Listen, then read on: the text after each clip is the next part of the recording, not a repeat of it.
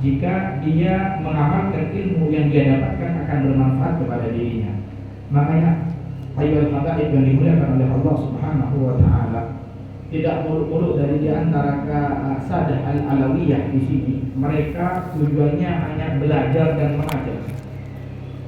Ya, artinya beliau ini menjadi murid dan menjadi mu'allim, menjadi guru dan juga menjadi murid. Dalam artian beliau-beliau ini sangat sedikit yang menjadikan karya-karya kitabnya, kecuali kita hitung beberapa daripada Sadah. Di antaranya karya yang sangat banyak, karangan daripada Imam Al-Habib Abdullah bin Haddad, sehingga dikatakan silsilatul Haddadiyah begitu banyaknya. Ada Risalatul Mu'awana, ada Da'watul Tama, Sabilul Istiqah, semuanya itu kebanyakan daripada Imam Al-Habib Abdullah Haddad.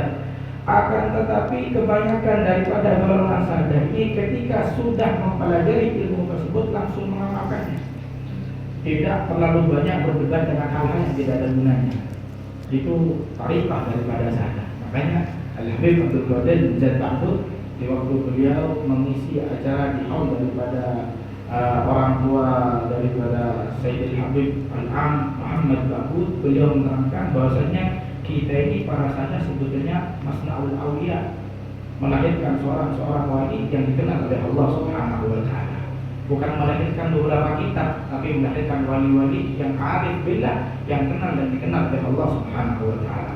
Maka banyak di antara kalangan kita para Sadah, para habaib yang kita lihat, yang kita paham di rumah-rumah kita, mereka lebih memilih untuk memanfaatkan ilmunya dengan mengamalkan ilmu yang dia dapatkan, sehingga bermanfaat. Makanya waruya fil hadits, dan diriwayatkan dalam hadis Nabi Muhammad sallallahu alaihi wasallam, matalul ladzi yu'allimun nas al-khair wa yansa nafsahu. Perumpamaan seseorang yang alim, orang yang paham kepada ilmu syariat Nabi Muhammad sallallahu alaihi wasallam, yu'allimun nas, mereka berdakwah, mengajarkan suatu kebaikan kepada orang-orang. Mereka memberi pemahaman kepada orang-orang. Akan tetapi wa yansa nafsahu, lupa kepada dirinya sendiri. Yang dimaksudkan lupa dengan dirinya sendiri, dia tidak mampu mengamalkan apa yang telah dia keluarkan hadirin. Mereka mengatakan bahwasanya kalau kita termasuk orang yang cinta kepada Nabi Muhammad, hendaknya kita menghidupkan sunnah Nabi Muhammad.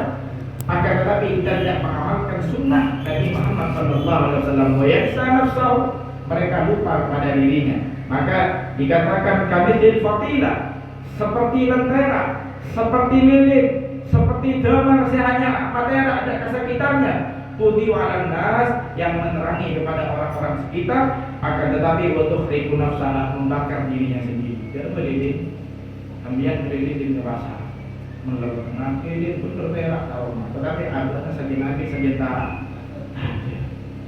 Begitu perumpamaan orang yang adil berdakwah kemana-mana, mengajarkan kitabullah, tapi apa tak takut dari Allah Subhanahu wa taala.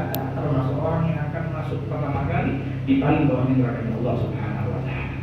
Khawatir hadirin. Makanya dulu Ustaz Taufik dan Tulu kita segera berikan pembekalan kepada kita sebelum kita berangkat tugas keluar atau berdakwah kemana-mana. Apa kata beliau? Jika kita mengeluarkan statement apapun yang kita keluarkan lebih-lebih di bidang agama, mengeluarkan nasihat-nasihat yang baik, toh sekalipun kita awalnya tidak mengerjakan itu, setelah kita keluarkan kalam-kalam yang baik, maka kita hendaknya selalu mengamalkan apa yang kita ucapkan kepada orang-orang. Contoh, ketika kita memerintahkan kepada orang-orang tidak boleh kita duduk-duduk di pinggir jalan, atau kita tidak boleh ngobrol pokok, maka kata beliau setelah itu kita tidak boleh duduk di pinggir jalan.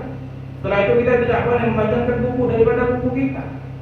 Apa yang kita keluarkan hendaknya lah kita langsung laksanakan hadirin. Dengan artian kita mempunyai niatan untuk mengamalkan ilmu yang telah kita sebarkan atau beri pemahaman kepada orang-orang. Maka tak jarang ketika kita dengar bahwasanya fulan bin fulan luar biasa, dakwahnya sangat terkenal di mana-mana.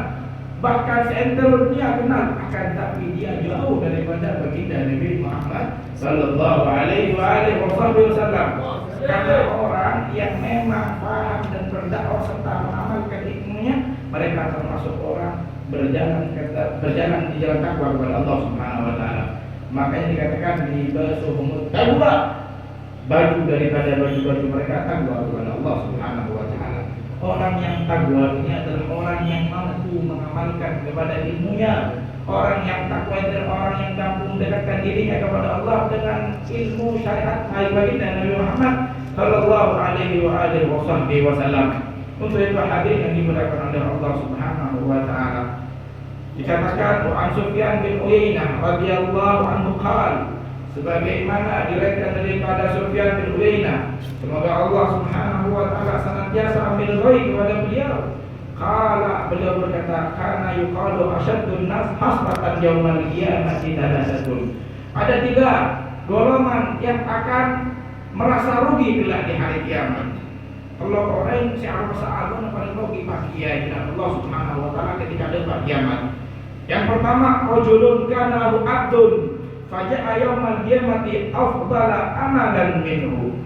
Ada seseorang yang mempunyai seorang budak, akan tetapi budak tersebut datang kepada hari kiamat, datang di hari kiamat amalnya lebih banyak ketimbang tuannya.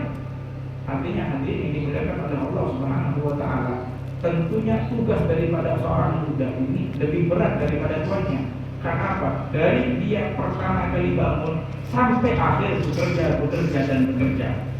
Untuk secara akal, tentu seorang budak ini tidak akan mampu mengamalkan amalan-amalan soleh. Akan tetapi ketika di hari kiamat ada seorang budak amalannya lebih unggul ketimbang tuannya, ketimbang sayyidnya, maka ini sayyid adalah seorang yang sangat merugi di hari kiamat kelak. Kenapa? Lebih banyak waktu yang kosong. Tentu waktu yang kosong itu akan lebih mendekatkan dirinya kepada Allah Subhanahu wa taala, akan tapi tidak digunakan waktu tersebut untuk lebih kenal dan dikenal oleh Allah Subhanahu wa taala. Yang nomor 2, wa rajulun lahu malun falam yatasaddaq minhu famata fawarithahu ghairuhu fatasaddaqa minhu.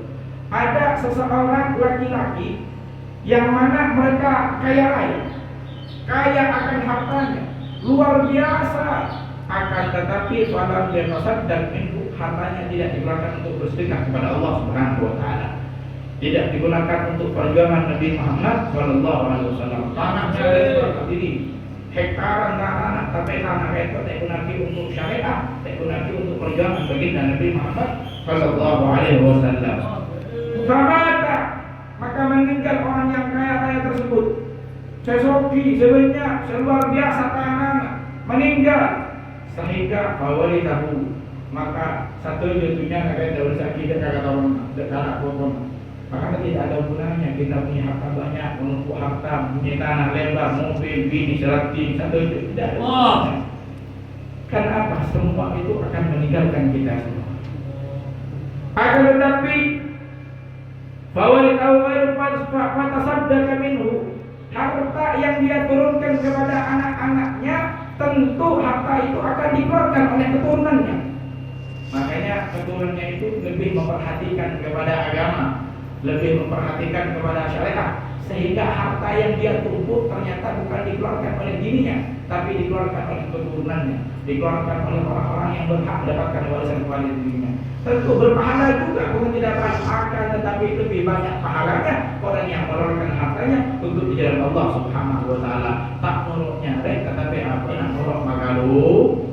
Sallallahu alaihi Nabi Muhammad. Dan dicoba itu angge orang-orang. Tak melok gawe melok mo. Sallallahu alaihi Nabi Muhammad. Wa rajulun alimun lam yantafi bi ilmihi fa'alimahu ghairuhu fantafa bihi. Ada seseorang yang mana mengajarkan ilmu baginda Nabi Muhammad, mengajarkan keilmuan, memberikan pemahaman tentang keilmuan, akan tetapi dia tidak memanfaatkan ilmu tersebut, tidak diamalkan, hanya diberi diajarkan kepada orang-orang, sehingga orang-oranglah yang mengamalkan ilmu tersebut. Artinya abang nak ajari kalaban agama, mengajarkan tentang syariat, mengajarkan tentang fikih, mengajarkan tentang halal dan haram, mengajarkan tentang akhlak, mengajarkan tentang adab. Yang diajarkan tersebut mengamalkan semua ilmu-ilmu yang telah dikeluarkan oleh dirinya, akan tetapi dirinya tidak mengamalkan. Ini adalah orang yang hasrah, orang yang sangat rugi kelak di hari kiamat. Kenapa? Amalnya lebih banyak muridnya. Bu, mati dia tak, kita dalam doa kita murid. Bu, mati dia tak, kita kita jamaah dalam doa. Sore engkau saya ngajari kaki, engkau saya ngajari kegiatan, engkau saya ngajari kaki ilmu. Mak lebih pangkat tu, mak lebih tekian buat ada bang rekor. Apa? Karena di abad kecil saya mana ki ilmu. Kalau ada Nabi Muhammad, bantafabi maka manfaatnya diambil oleh orang yang mengamalkan kepada ilmunya. Maka hadirin yang dimuliakan oleh Allah Subhanahu wa taala. Wa qala Sayyidul Imam Al-Habib Abdullah bin Abi Al-Haddad wallahu a'lam bis-shawab. Al-Fatihah.